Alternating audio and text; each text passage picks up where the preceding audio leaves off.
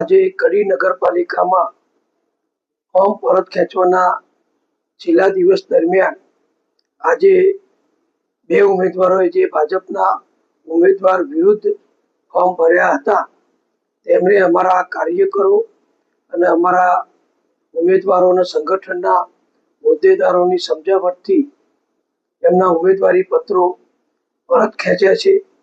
એટલે આજે આ બે ઉમેદવારોએ જે ઉમેદવારી પત્રો પરત ખેંચ્યા એના કારણે અમારા બે વોર્ડની અંદર ઉમેદવારો બિનહરીફ વિજેતા થયા છે. આપણે જાણીએ છીએ કે 11 તારીખે ફોર્મ ભરવાનો જે છેલ્લો દિવસ હતો એ ફોર્મ ભરવાના દિવસે કડી નગરપાલિકામાં ઐતિહાસિક રીતે અમારા ઉમેદવારો સામે કોંગ્રેસના કે આમ આદમી પાર્ટીના કે અપક્ષ એવા કોઈ સભ્યોએ ફોર્મ ભર્યા નહોતા અને એના કારણે પ્રથમ દિવસે જ અમારા 22 ઉમેદવારો બિનહરીફ વિજેતા થયેલા અને આજે અને ગઈકાલે બીજા ઉમેદવારોને સમજાવટથી જેમણે અપક્ષમાં કે બીજા પક્ષમાં ફોર્મ ભર્યા હતા એમણે ફોર્મ પાછા ખેંચ્યા છે. એટલે હવે ભાજપની કુલ 28 સીટો કડી નગરપાલિકામાં ભાઈઓ બહેનો અમારા કોર્પોરેટરો એ બિનહરીફ વિજેતા થયા છે.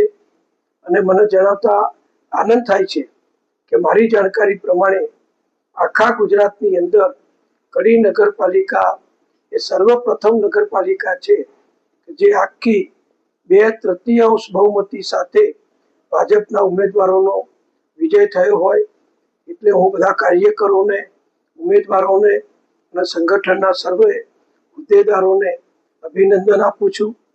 બીજું મારે એ પણ જણાવવું છે કે આમ આદમી પાર્ટી અને કોંગ્રેસ બંનેમાંથી કોઈ પણ ઉમેદવારે અમારી સામે હવે ઉમેદવારી રાખી નથી. અને પ્રથમ દિવસે તો જે ઉમેદવારી પત્રો ભરાયા એમાં પણ અમારા ઉમેદવારો સામે કોઈ ઉમેદવાર નહીં આવવાના કારણે બિનહરીફ થયા છે. એટલે એ દિવસે તો કોઈના ફોર્મ પાછા ખેંચવાનો પ્રશ્ન જ નહોતો. પણ બીજા 4 ઉમેદવારો જેમણે અપક્ષ અથવા બીજા પક્ષમાં ફોર્મ ભર્યા હતા એમને અમે સમજાવટથી કડી શહેરના વિકાસના હિતમાં ફોર્મ પાછા ખેંચવાનું જણાવતા એમણે ફોર્મ પાછા ખેંચ્યા છે. એટલે 28 ઉમેદવારો ભાજપના બિનહરીફ થયા છે. હવે જે બે વોર્ડની અંદર ચૂંટણી છે એ બે વોર્ડ એ લઘુમતી વિસ્તાર છે.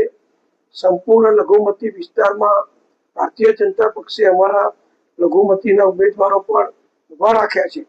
પણ ત્યાં કોંગ્રેસના ઉમેદવારો શહેરના વિકાસ માટે સંમત થયા નહીં. શહેરના વિકાસ અને પ્રગતિ માટે અમારી સાથે સંકલન કર્યું નહીં અને એમણે ફોર્મ પાછા ન ખેંચતા હવે જે લઘુમતી વિસ્તાર છે ત્યાં કોંગ્રેસના જે ઉમેદવારો રહે છે એમની સામે અમારા લઘુમતી વિસ્તારના ઉમેદવારો હરીફાઈ કરશે.